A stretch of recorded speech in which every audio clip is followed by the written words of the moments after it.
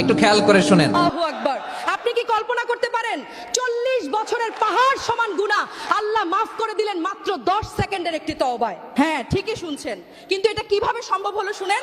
হযরত মুসা আলাইহিস সালামের আমলে অনেক দিন যাবত বৃষ্টি হয় না, ভয়াবহ খরা, আকাশ থেকে এক ফোঁটা পানিও পড়ছে না, মাটি ফেটে চৌচির, মানুষ পশু পাখি গরমে ছটফট করছে। মানুষের কান্নার হাহাকার দেখে হযরত মুসা আলাইহি তার উম্মতদের নিয়ে খোলা মাঠে সালাতুল ইস্তিসকা বা বৃষ্টির নামাজের জন্য দাঁড়ালেন। সবাই ভাবছে আল্লাহর নবী হাত তুলেছেন, এখনই অঝোর ধারায় বৃষ্টি নামবে। কিন্তু হলো তার উল্টোটা।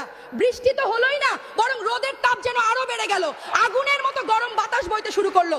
নবী মুসা অবাক হয়ে আল্লাহকে জিজ্ঞেস করলেন, হে আল্লাহ, আমরা তোমার কাছে বৃষ্টি চাইলাম আর তুমি তাপ বাড়িয়ে দিলে, কারণটা কি?